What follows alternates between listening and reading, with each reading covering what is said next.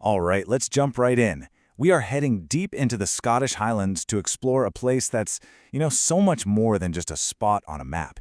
It's a living, breathing piece of ancient Scotland. We're talking about Glen Affric. I mean, that's a pretty bold claim, right? In a country that is absolutely packed with jaw-dropping landscapes, being called the most beautiful, well, that's really saying something. But it's a reputation you hear everywhere. From locals, from hikers, from photographers, it just follows this place. And you know what? Once you're actually there, standing in the middle of it all, you just get it. It completely lives up to the hype and then some.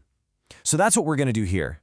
We're going to dig into not just the beauty, but the stories, the life, and the very soul of this incredible glen. So what is it that hits you first? What is it that creates that powerful stop-you-in-your-tracks moment when you arrive? Honestly, it's just a total sensory overload in the best way possible. It's the sheer visual drama of it all. Just picture these epic mountains surrounding vast glassy lochs that act like perfect mirrors for the sky. In the fall, you get what one person called a full dose of autumn, just an explosion of gold and red, and it gets even more amazing when the first snow dusts the tops of the peaks. And then you get these crazy cold, still mornings, we're talking minus 11 degrees Celsius, where everything, every single branch and blade of grass is coated in this brilliant white frost. Even the light feels different here, like it's alive, dancing about in the trees. It's just magical. And you could honestly just stare at the scenery all day. But the real story of Glen Affric?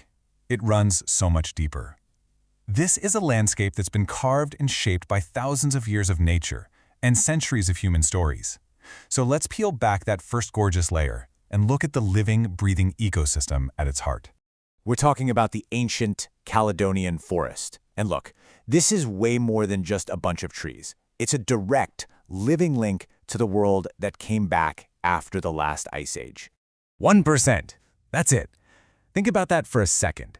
This incredible forest of pine and birch used to cover a massive 15,000 square kilometers of Scotland. Today, only 1% is left. And Glen Affric is home to one of the largest and, frankly, one of the most vital of these last remaining fragments. So to really get why this is such a big deal, we need to understand what this forest actually is. 10,000 years ago, the glaciers pulled back and these trees started to march across the land, filling these glens with life. The Scots pine is kind of the superstar, but it's not a solo act. It's got a whole community of birch, rowan, and others that create this incredibly rich habitat. And this is where it gets really amazing. The forest basically works like one giant organism. It's not just a collection of individual trees, it's like a secret underground social network.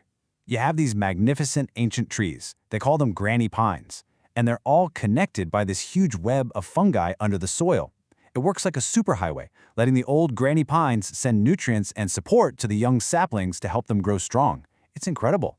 As people work to plant new trees above ground, this fungal web is doing the exact same thing below ground, stitching the whole forest back together. And of course, a healthy forest means tons of wildlife. The skies are patrolled by golden eagles and ospreys. You've got red deer, otters, and even the super elusive Scottish wildcat, one of Britain's most endangered animals. For birdwatchers, it's a paradise, with rare birds like capercaillie and crested tits. And I just love this name. Even the insects are special, like the rare and beautifully named brilliant emerald dragonfly. Okay, so that's the natural side of things. But what about the people? Because make no mistake, this wild landscape has never been empty. People have lived here, fought here, and left their mark for centuries. This timeline is like a highlights reel of the Glen's human story. I mean, how wild is this? They found a piece of tartan from the 1500s, perfectly preserved in a peat bog for over 400 years. Then, in 1721, it was a full-on battleground for rival clans fighting over land. Fast forward to the Victorian era, and it becomes this grand estate owned by Lord Tweedmouth. And here's a fun one for you. He's the guy who started the Golden Retriever breed, right here. His nephew, a young Winston Churchill, even visited and learned how to drive a car on the estate roads. Then the whole story shifts again in 1951 when the Forestry Commission takes over and the modern era of conservation begins. Which brings us right up to today. And the big question now is, how do you manage a place that has this delicate, fragile balance between its wild nature and our modern world? And here is the perfect example of that challenge.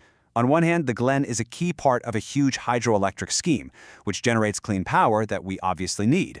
But on the other hand, the river is the ancient highway for wild Atlantic salmon, who need to swim upstream to spawn, just like they've done for millennia. and a giant concrete dam is, a bit of an obstacle. But the solution they came up with is just brilliant. It's a special kind of fish ladder, an ingenious piece of engineering that lets the salmon completely bypass the dam and continue on their journey. And that's really the whole philosophy of modern conservation in a nutshell, isn't it? It's not about kicking people out. It's about finding smart, clever ways to integrate what we need with what the ecosystem needs. And that kind of smart thinking is happening all over the Glen. The charity Trees for Life is on a mission, planting tons of trees to connect all those lonely patches of forest. They're taking out non-native trees and managing deer populations so the forest can heal itself naturally, without fences. And, super excitingly, they've recently brought beavers back. These little ecosystem engineers are back in town, working their magic on the wetlands. All right, we've talked about the stunning views, the deep history, the amazing conservation. Now for the fun part. How can you get out there and experience it for yourself? The great thing about Glen Affric is there is truly something for everyone. If you're a hardcore bikepacker, you've got the Affric Kintail Way. It's a 70-kilometer beast of a trail. If you're more into gravel cycling and just want amazing views, the track along the southern locks is absolutely perfect. Maybe you're a serious mountaineer. Well, there are 8 Munros, that's mountains over 3,000 feet, just waiting for you on the northern ridges. Or hey, maybe you just want a peaceful walk. The trails around Dog Falls and along the river are perfect for that. I absolutely love this quote from a bikepacker talking about the end of the Affric Kintail Way. It's just so refreshingly honest, and it perfectly captures the two sides of the Glen. It can be this serene, beautiful paradise one minute, and then boom, it turns raw, epic, and just plain tough. That final descent is a brutal, rocky challenge that will test anybody. And that's really the beauty of it. Whether you want to get beaten with a stick on a super tough trail, or you just want to find a quiet spot to listen to the birds by the river, the Glen has a journey waiting for you. It's a place to push your limits, or a place to simply escape the stress and reconnect. And planning a trip is actually pretty simple. You can get there from the villages of Connacht or Drumnadrochit, which aren't far from Loch Ness. From there, you just pick your adventure. And then the most important step, just immerse yourself. Put the phone away, get away from all the noise, and just let one of Scotland's wildest places work its magic. So I want to leave you with this one final thought. As we walk these trails and experience this incredible place, it's worth asking ourselves this question. Glen Affric's story is this amazing comeback story, a story of resilience and revival. And every choice, from the paths we walk to the principles we support, helps write its next chapter. It really makes you think, doesn't it, about what our role is in the future of these last wild corners of the world.